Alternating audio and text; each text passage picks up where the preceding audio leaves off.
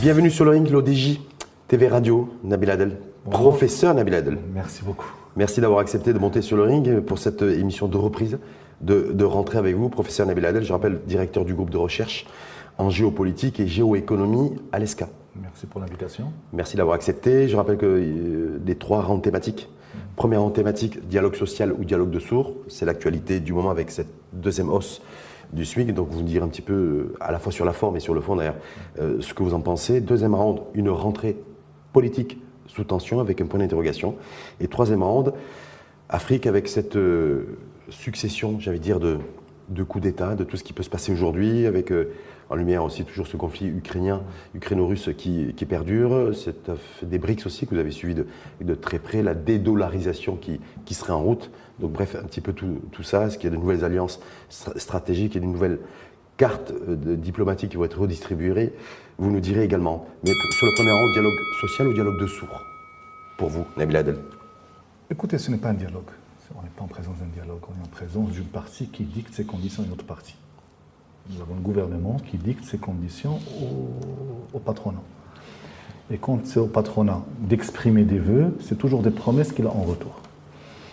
Alors, l'augmentation du SMIC n'est pas anodine. C'est un acte qui est profondément économique avec des conséquences sociales. Alors, quand on sait que depuis le gouvernement Belkiran, pour ne s'arrêter qu'à cette phase d'analyse, nous avons eu à chaque gouvernement 10% d'augmentation du SMIC. Donc, nous sommes à 30% d'augmentation. Une augmentation de salaire, c'est quoi? C'est la contrepartie d'une augmentation de la productivité.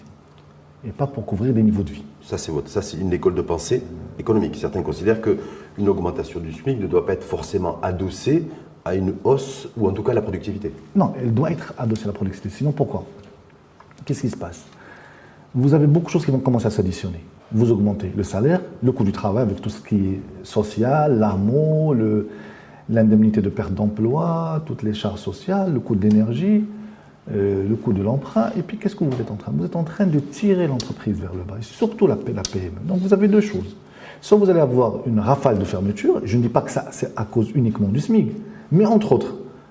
Ou bien, vous avez des gens qui vont commencer à développer de l'emploi précaire. C'est-à-dire que concrètement, Nabil Adel, vous êtes en train de dire la décision d'augmenter le SMIC, parce que je rappelle que c'est la deuxième tranche d'augmentation du SMIC de 5% à partir du 1er septembre, il ne faut pas la voir et l'analyser de manière isolée. Isolée, d'abord, elle n'est pas bonne. Ce n'est pas une bonne décision à prendre. C'est pas une bonne décision à prendre. Pour une raison très simple, c'est qu'une augmentation de salaire ne doit pas être la conséquence d'un acte administratif. Elle doit refléter une certaine réalité économique. Maintenant, pourquoi augmenter de 5? Si la productivité a augmenté, on peut aller à 10, 15, 20. C'est la raison pour laquelle le SMIC lui-même n'a aucun sens. Il ne fait que qu'encourager le travail précaire. Je vous donne un exemple. Quand vous me dites que le SMIC est à 3100 et quelques. 3111 dirhams à partir du 1er septembre par mois. Et que vous avez des gens qui sont prêts à travailler à 2500. Qu'est-ce que vous leur dites? Vous avez le choix entre 0 et 3100.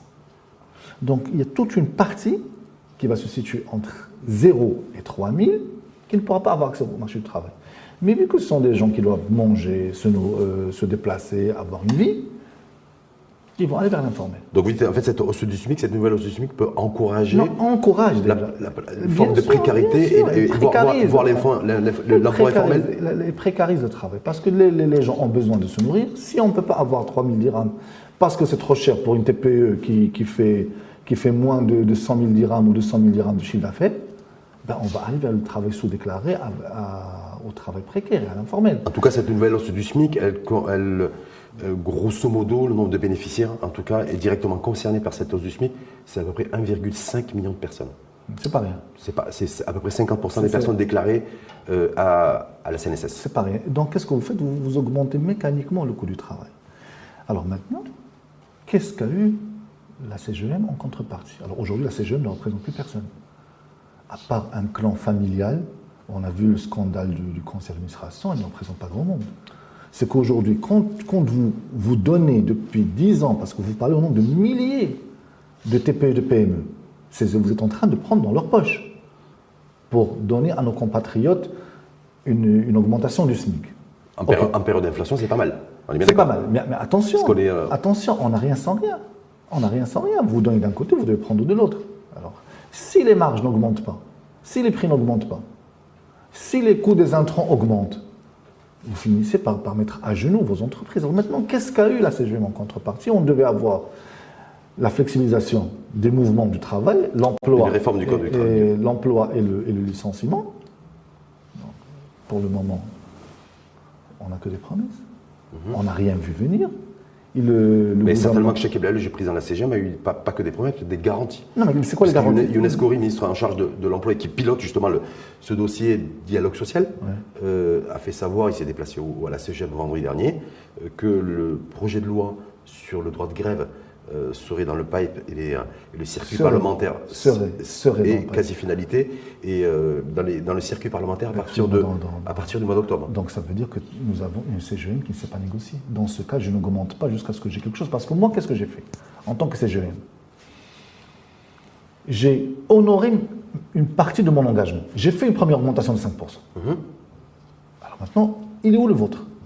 Ne me demandez pas de... C'est-à-dire que vous reprochez à la CGM d'avoir cédé à quoi? Trop facilement. À la pression des syndicats ou à la pression de l'exécutif? Les deux, parce que l'exécutif, ce n'est pas lui qui va payer de sa poche. Ce sont les entreprises privées qui vont payer de leur poche. Et je vais dire une chose. Si, admettons, pour une raison ou pour une autre, ça ne passe pas. Après tout, le gouvernement, même s'il y a une majorité, il peut y avoir plusieurs raisons qui font que ça ne passe pas. On ne le vote pas. Et on aura augmenté le coût du travail sans avoir quelque chose en face. Ce que je veux dire, c'est que les équipes actuellement au sein du CGM n'ont aucune colonne vertébrale doctrinale. Parce qu'aujourd'hui, de quoi on parle? Soit TVA, soit SMIC, soit rien du tout. Je vais vous donner un exemple très simple pour que les téléspectateurs comprennent de quoi il s'agit. Quand on lance des plans sectoriels, Sa Majesté, il a initié un certain nombre de plans sectoriels. Qui c'est qui doit faire ça en principe? C'est la CGM. C'est assez jeune, c'est son travail. C'est-à-dire comme partenaire. Non, c'est les principaux parce que c'est eux qui vont investir. Or, aujourd'hui, au lieu de parler de rattrapage industriel, de rattrapage technologique, comment on fait pour accélérer le développement du pays, comment faire parce que nous avons des accords de libre-échange avec 2 milliards de consommateurs dans le monde, comment faire pour en profiter? La CGM est absente de ces débats. Mais en même temps, par rapport à l'hausse du SMIC qui a été donc décidée, et donc il y a les décrets qui doivent paraître dans le bulletin officiel dans les prochains jours, voire les prochaines semaines, pour que ce soit effectif. Est-ce qu'on peut reprocher aussi à la CGM d'avoir accepté une nouvelle augmentation du SMIC? Parce que s'ils ne l'avaient pas fait, on aurait dit voilà, ces patrons sont méchants, sont pas gentils et refusent en fait d'augmenter le SMIC, y compris en période inflationniste. Donc deux choses. D'abord, je dois féliciter le gouvernement et les syndicats. Ils savent très bien négocier. Vous dites ça avec ironie ou pas du tout? Avec beaucoup d'ironie. Ils savent négocier. Ils savent soutirer ce qu'ils veulent. Maintenant, un patron, il prend des décisions en fonction de ce qui est bien pour les patrons qu'il représente, pas en fonction de ce qu'on va dire.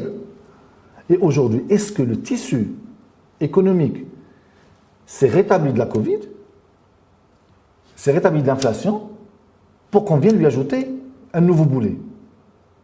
Et si aujourd'hui le patron dit « moi je vais prendre cette décision » pour qu'on ne dise pas que le patron a refusé d'eux, ça veut dire qu'il ne représente pas les patrons, il représente les syndicats.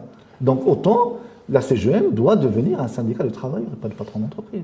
En tout cas, c'est le syndicat des patrons et du patronat. C'est censé être. Charge en tout cas, cette nouvelle hausse du SMIC, c'est à peu près entre 2,3 et 2,5 milliards de dirhams que représente cette deuxième hausse du SMIC. Supportable ou pas supportable selon vous? Non, pas du tout. Pour l'entreprise? Pas du tout. L'entreprise n'est pas encore sortie de la Covid. Et à peine elle a commencé à respirer qu'elle a eu cette vague inflationniste. Les incertitudes au niveau géopolitique. Et donc aujourd'hui, on lui demande non seulement, vous savez, c'est quelqu'un qui avait déjà des poids sur les épaules, et au lieu de le soulager, il monte sur la montagne. Au lieu de le soulager, on lui met encore des... Donc pour vous, même si c'est une augmentation du salaire minimum, ce qui va dépasser les 3 000 dirhams, 3 111 dirhams, je le rappelle, oui, en fait, c'est pas une fausse bonne idée, mais une mauvaise idée tout court. Une mauvaise idée tout court. Et que ça va renchérir le coût du travail, donc ça peut impacter la compétitivité. Non, surtout la survie. Attention, on n'est même pas dans la compétitivité là. La survie de beaucoup d'entreprises, aussi on va précariser le travail. Si on a beaucoup de gens qui ne déclarent pas, c'est qu'ils trouvent que le coût du travail est très élevé. Mais redonner un petit peu d'argent à 1,5 million de personnes, Il faut que ça soit... Est-ce que ça ne vaut pas le... Il faut que ça soit la contrepartie d'une augmentation de productivité.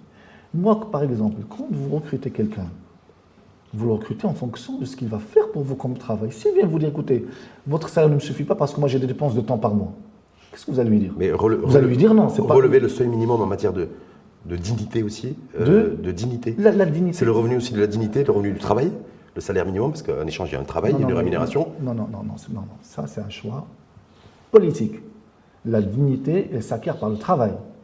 Je veux être payé en fonction du travail que je vous donne, pas en fonction d'une décision administrative.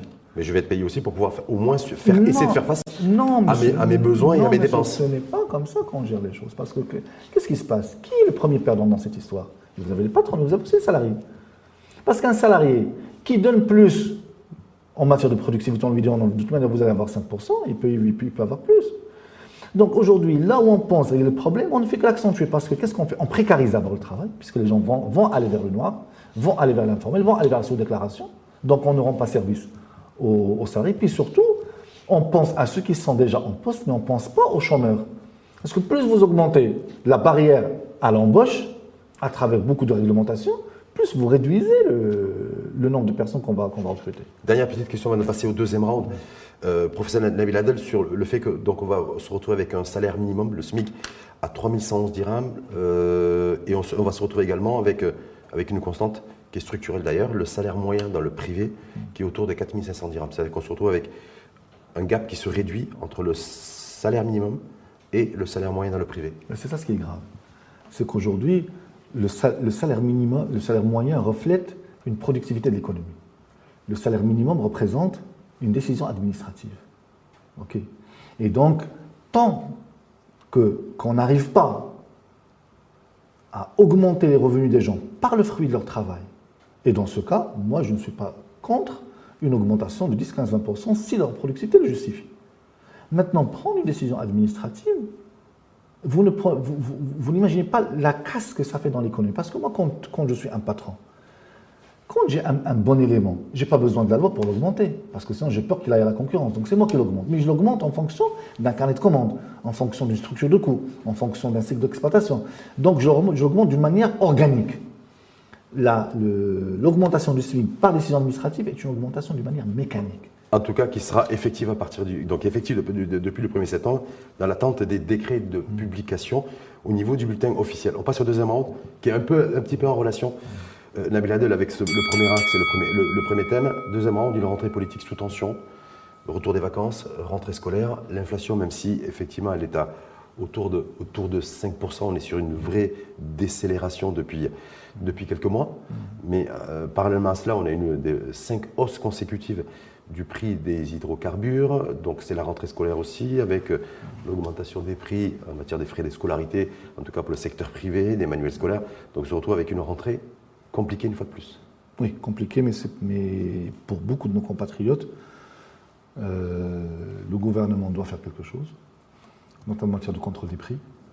Il y a beaucoup de gens qui profitent de l'inflation pour augmenter indépendamment de l'augmentation de leurs intrants, juste parce que... Mais là, il y a une loi aussi sur la liberté des prix qui permet de toute façon à tout à chacun de fixer les prix en fonction de l'offre et la demande. On est bien d'accord, il n'y a pas de... Non, à condition de respecter les règles de la concurrence. OK. Et donc c'est pour ça que vous avez aussi une loi sur la concurrence. Donc il ne faut pas qu'il y ait d'entente. Il faut laisser le marché réguler. Maintenant, quand il y a des ententes, là, on doit intervenir pour casser. En général, quand le marché régule, qu'est-ce qu'il vous donne? Il vous donne le vrai prix des choses. Ça peut être élevé, mais il vous dit c'est ça le vrai prix. Ce qui fait mal, c'est quand on augmente des prix artificiellement. Juste parce que nous sommes 4 ou 5 opérateurs qui nous mettent en d'accord, et qui augmentent artificiellement les prix. Mais pour moi, le vrai sujet, ce n'est pas ça. Naturellement, c'est un point. Mais c'est la réforme de l'enseignement. Ok, au bout de 15-20 jours, on ne parlera plus de la rentrée scolaire. Mais c'est l'avenir des enfants qui sont à l'école aujourd'hui. Il y a une réforme qui est en cours, chez Ibn Moussa s'est exprimé là-dessus, la réduction de la déperdition scolaire et de l'abandon scolaire d'un tiers, des indicateurs chiffrés. À chaque fois que je vois une réforme portée par un ministre, je me dis c'est bon, c'est la bonne. Parce qu'aucun ministre ne va vous présenter une réforme qui ne soit pas alléchante dans les principes, dans le PowerPoint. Maintenant, nous avons une réalité. C'est qu'aujourd'hui, par exemple, je prends un exemple tout simple, la rentrée de 2023-2024, nous sommes toujours perdus d'un point de vue linguistique. Est-ce qu'on va faire l'arabisation, la francisation, l'anglicisation? On ne sait pas. Et alors que c'est la base. Donc nous sommes encore engloutis par des débats qui n'en finissent pas et qui coûtent à plusieurs centaines de milliers de Marocains, parce qu'aujourd'hui on parle de 7-8 millions d'élèves entrent dans tous cycles confondus, 8 ou 9 tous cycles confondus. Et aujourd'hui, c'est de ça qu'il faut parler. C'est qu'aujourd'hui, nous fermons les classements en matière de PISA, Shanghai, tout ce que vous voulez. C'est ça le sujet. C'est comment on fait pour Chakib Benmoussa, en charge justement de cette rénovation éducative, lui veut mettre l'accent sur réduire au maximum, en tout cas, parce qu'il s'est fixé l'objectif d'un tiers, l'abandon scolaire. Je rappelle que c'est toujours autour de 320, 330, 340 000 élèves qui quittent prématurément l'école chaque année. Le fait aussi de mettre l'accent sur les matières fondamentales. Parce que vous avez fait référence à ces classements internationaux, c'est-à-dire lire, écrire et comprendre ce qu'on lit et ce qu'on écrit. Dans quelle langue Dans quelle langue? Est-ce que vous vous rendez compte que nous n'avons pas encore réglé ce problème? C'est dans tous les pays du monde. C'est très simple. Vous allez en Espagne, il faut que j'apprenne à lire, à écrire et à compter en espagnol. En France, en Hongrie, en Bulgarie, en Chine, en Vietnam. Mais nous, tant qu'on a cette déperdition linguistique, l'élève doit lire et apprendre. Aujourd'hui, on a ajouté la mazir, le français, l'arabe, l'anglais. L'anglais qui est prévu également. Alors, vous rendez compte que quelles que soient les capacités intellectuelles de cet enfant, on le perd. Dans tous les systèmes qui se respectent, vous ne commencez à apprendre une deuxième langue qu'au bout du CE2. Voilà, CE2, CM1. Vous apprenez d'abord votre langue maternelle. Vous apprenez à la lire, à l'écrire, à raisonner avec. Parce que ce qui est important, c'est pas la langue, c'est le vecteur que porte la langue. C'est la pensée, voilà, c'est la pensée, c'est la critique, c'est la synthèse, c'est l'analyse, ainsi de suite. Donc vous, qu'est-ce que vous faites? Vous prenez un enfant, 5-6 ans, et vous lui mettez 3 ou 4 langues en même temps. Il n'en garde aucune.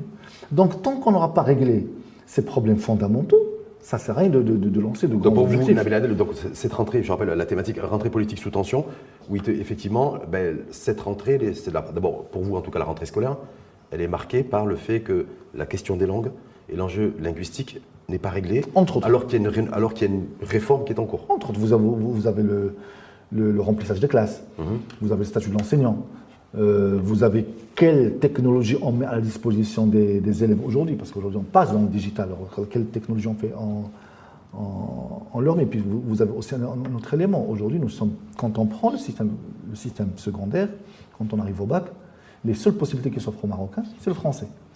Aussi bien la France en tant que destination pour nos étudiants, que le français en tant que langue d'apprentissage. Et on se coupe de tout le monde anglo-saxon.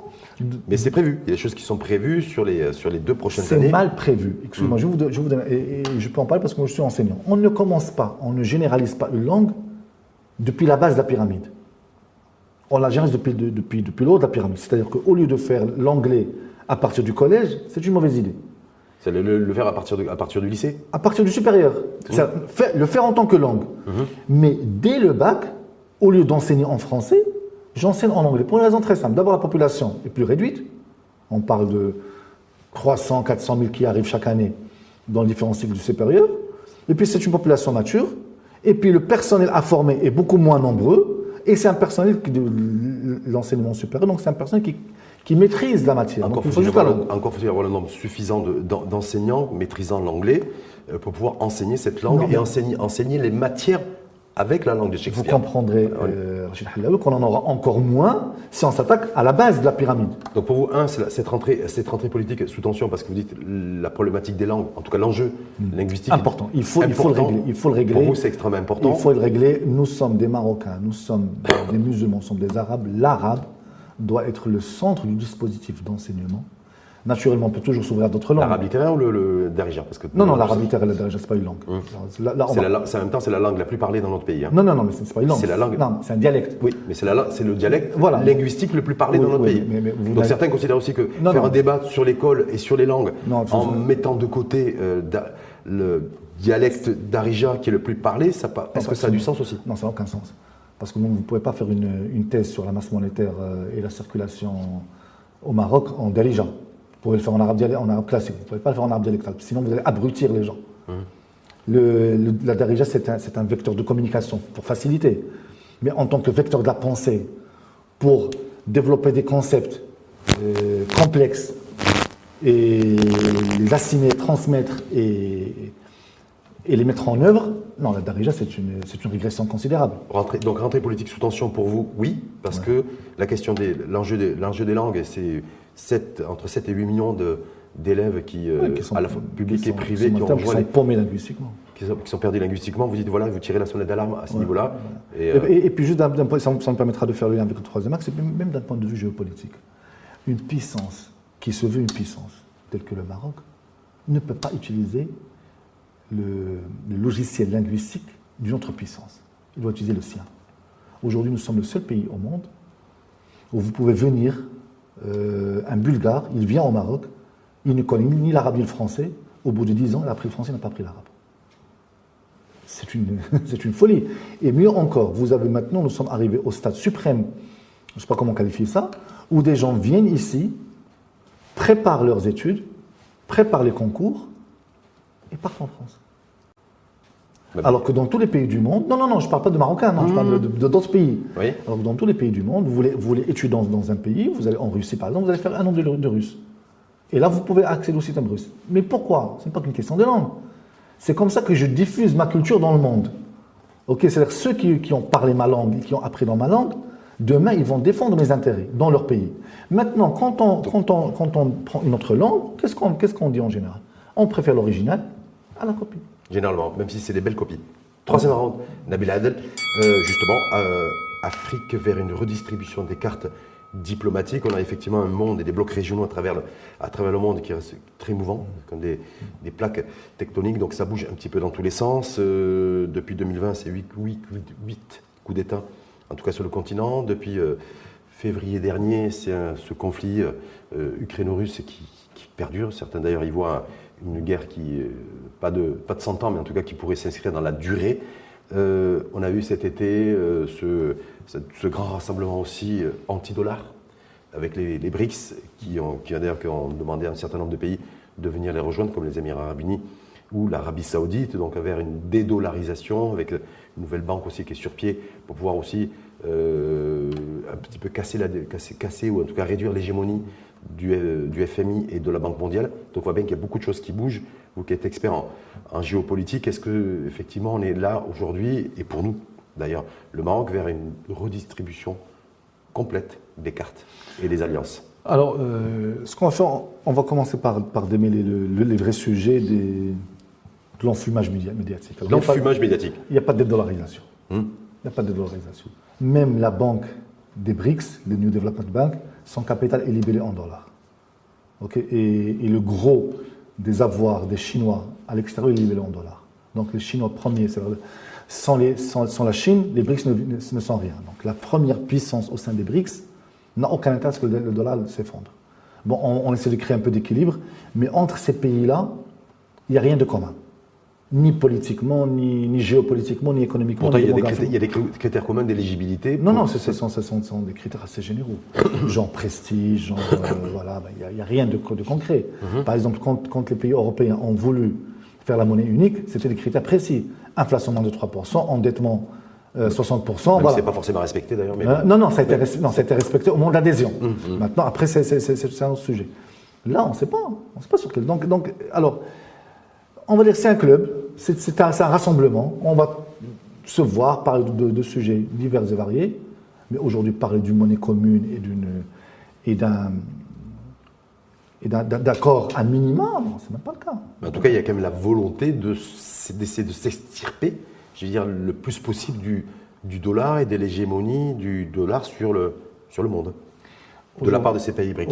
Aujourd'hui, la Chine, qui est le porte-flambeau de ce rassemblement, a plus d'1 trillion de dollars en bons du trésor américain, libellés en dollars. Donc tout effondrement du dollar va faire en sorte que les Chinois vont perdre leur épargne. Maintenant, on peut gesticuler un peu pour dire voilà, ça fait un peu hippie, on veut changer le monde. Mais la réalité, c'est que le dollar est bien ancré. Même un groupe aussi puissant que l'Europe, avec l'euro, et Dieu sait que c'est un groupe qui est homogène, compact, géographiquement, économiquement, a du mal à historiquement, peser face au dollar. a du mal.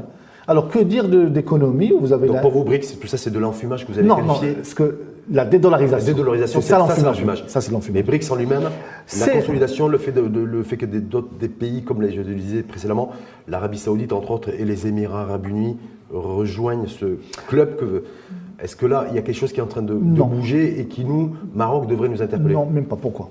Parce que c'est un rassemblement qui a un problème d'identité. Moi, quand je vais en Union européenne, c'est une zone économique et monétaire. Quand je vais à l'Union africaine, c'est un groupement, c'est une subdivision de l'ONU, c'est une organisation continentale. Donc je sais. Avec des sous-blocs régionaux, mais il n'y a pas de monnaie unique non plus sur le continent africain. Mais je sais, j'ai une identité pour l'Union africaine, j'ai une identité pour l'Union européenne, j'ai une identité pour l'ASEAN. Je sais que c'est quoi. Les BRICS, c'est quoi? Ce n'est pas une zone de libre-échange, ce n'est pas une alliance militaire, ce n'est pas une organisation internationale. C'est quoi? C'est un poids économique sur le... Non, mais quelle est la force de ce rassemblement? Quand on se réunit, voilà, on va avoir des positions, mais quelle est leur portée? Ok. Moi, aujourd'hui, pour moi, la CEDEAO a plus de sens pour le Maroc, ou l'UMA, on aurait aimé, que les BRICS. Donc tout ça, les BRICS, c'est très loin de nous, et il n'y a pas de véritable enjeu de toute façon pour le Maroc en tout cas, et pour cette région. Si le Maroc avait présenté sa candidature qui était acceptée, c'est vrai que ça aurait donné une visibilité médiatique dont on aurait besoin pour le soft power, surtout que ça concentre beaucoup d'attention médiatique.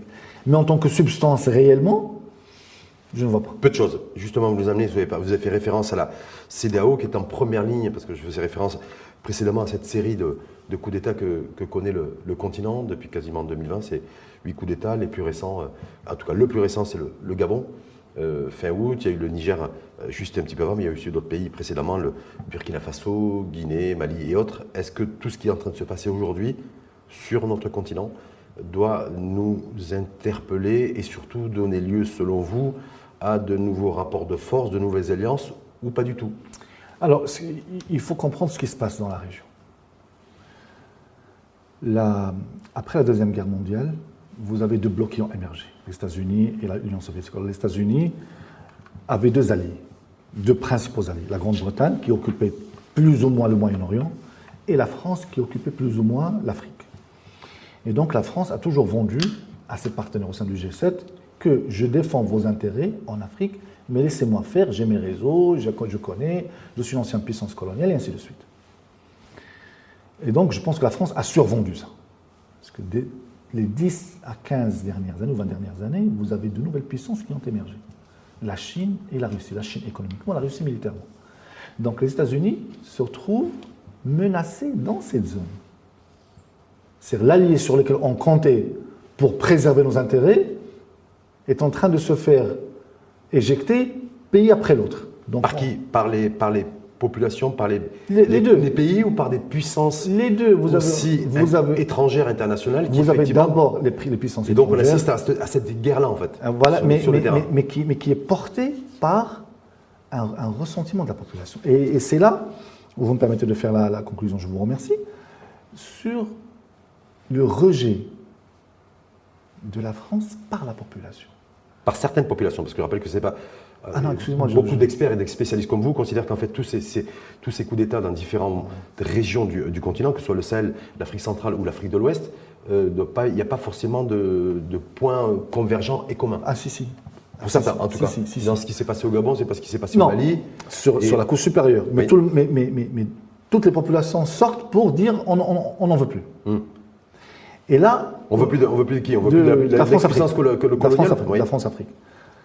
Alors aujourd'hui, qu'est-ce qui se passe? Vous avez la France, depuis la construction européenne, a tourné le dos à l'Afrique. Et donc, du coup, qu'entendent les Africains de la part de la France? Soit un discours paternaliste, soit une monnaie qui les ligote et qui empêche leur développement, soit un discours... Qui empêche leur développement ou alors qui permet, quoi qu'il en soit, à ces pays-là de ne pas s'écrouler, parce qu'on dit qu'effectivement, si le trésor public français n'était pas caution.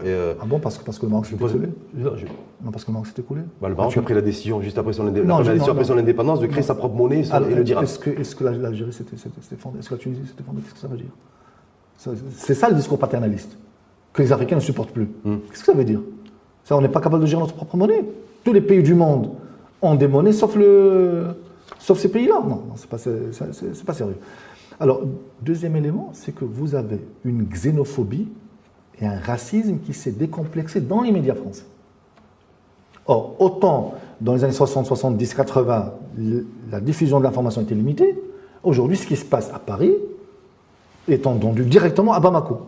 Et quand vous avez beaucoup de... Voilà, on ne va pas les qualifier, qui sortent dire ouvertement on ne veut plus d'immigration, zéro immigration, là les 3/4 des présidents sont remplis d'arabes et de noirs. Il y a une caisse de résonance au sein des peuples sur le continent. Surtout que ces peuples-là sont de plus en plus éduqués, ils ont de plus en plus accès à l'enseignement et ils ne veulent plus être considérés comme des variables d'ajustement, juste un foyer de matières premières et de marché et pas des partenaires. Est-ce que pour autant on doit, ou en tout cas vous en tant qu'analyste, et expert en géopolitique, dire voilà, ces mouvements putschistes, en tout cas ceux qui sont à l'origine des différents coups d'État et des putschs, est-ce qu'il faut se dire aussi que c'est une bonne chose pour ces peuples-là? Parce que le vrai sujet, il est là aussi. Alors voilà, justement. Vous dites, voilà, il y a des racines aussi de sentiments anti-français dans un certain nombre de pays du continent, et parce qu'on a vu qu'effectivement la majorité des coups d'État, c'est essentiellement sur l'Afrique de l'Ouest. Mais en même temps, c'est dire, voilà, les peuples, on voit au Gabon, c'est pas le cas. Donc c'est dire, voilà, est-ce qu'aujourd'hui c'est la volonté de ces peuples-là, c'est pas simplement de retrouver le chemin d'être sur le chemin du développement et d'avoir aussi plus de liberté, plus d'égalité? Alors juste, je réponds à votre question parce qu'elle est importante. Comment devons-nous nous positionner en tant que Marocains? Maintenant, je vais juste rectifier quelque chose qui a été dit par le président Macron quand il a dit bon, on nous a demandé d'intervenir au Mali et au Burkina, et sans notre intervention, au Niger, et sans notre intervention, ces pays ne seraient pas dans la frontière actuelle. Ils seraient certainement dans les mains de mouvements djihadistes. Très bien. Fin de citation. Ça, c'est la moitié de la vérité. Mais pourquoi on a fait appel à vous? Pourquoi ces pays ont fait appel à vous? Parce que quand vous avez bombardé la Libye et que vous avez fait effondrer le régime, vous avez créé un chaos indescriptible dans la région qui a fait que les djihadistes se sont servis dans les réserves d'armes de Kadhafi pour semer le chaos. Et c'est pour ça qu'on a fait appel à vous. Maintenant, pour répondre à la question sur est-ce que c'est une bonne ou mauvaise chose? Alors d'abord, bonne ou mauvaise chose, et puis effectivement, nous, le Maroc, là-dessus, voilà. Par rapport à tout ce qui s'est passé, tout ce qui se passe aujourd'hui sous nos yeux, dans cette région essentiellement de l'Afrique de l'Ouest, il y a des communiqués qui ont été exprimés par le ministère des Affaires étrangères, qui appellent à préserver la paix et la stabilité dans la région et la sécurité. Alors, on ne va pas reprocher aux gens ce qu'on commencera à faire. On n'a pas d'opinion à donner. On laisse ces pays gérer leurs affaires comme ils l'entendent.